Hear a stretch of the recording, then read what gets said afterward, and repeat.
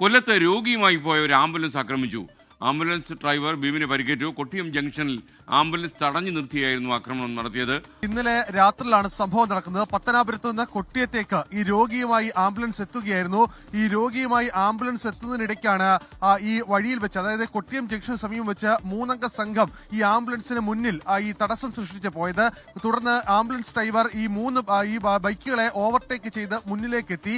ഇതിൽ പ്രകോപിതരായ ഈ ബൈക്കിലെത്തിയ യുവാക്കളാണ് ഈ ആംബുലൻസ് തടഞ്ഞു നിർത്തി ഡ്രൈവറെയും അടക്കം മർദ്ദിച്ചത്. ക്രൂരമായ മർദ്ദനമാണ് ഡ്രൈവർക്കടക്കം ഏൽക്കേണ്ടി വന്നത്. മർദ്ദനമേറ്റ ആംബുലൻസ് ഡ്രൈവർ ബിബിൻ ഇപ്പോൾ ആശുപത്രിയിൽ ചികിത്സയിലാണ്.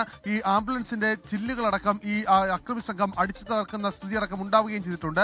സംഭവത്തിന്റെ ദൃശ്യങ്ങൾ കൂടി ഇപ്പോൾ പുറത്തു വന്ന സാഹചര്യത്തിൽ പോലീസ് ഈ പ്രതികൾക്കായി അന്വേഷണം ഇപ്പോൾ ആരംഭിച്ചിട്ടുണ്ട്. ഈ രോഗിയുമായി വന്ന ആംബുലൻസ് ആക്രമിച്ചത് അത് വലിയ രീതിയിലുള്ള ഒരു ഗുരുതരമായ കുറ്റമാണ്. പ്രത്യേകിച്ച് ഈ രോഗിയെ എത്രയും വേഗം ആശുപത്രിയിൽ എത്തിക്കുക എന്നുള്ളതാണ് ഒരു ആംബുലൻസ് ഡ്രൈവറുടെ ഉത്തരവാദിത്തം. സ്വാഭാവികമായും അതിൽ മുമ്പിൽ കാണുന്ന തടസ്സങ്ങളെ മറികടന്ന് വേഗത്തിൽ സുരക്ഷിതമായി രോഗിയുമായി ആശുപത്രിയിൽ എത്തിക്കാനുള്ള ശ്രമമാണ് ആംബുലൻസ് ഡ്രൈവറുടെ ഭാഗത്തുനിന്നുണ്ടായത്.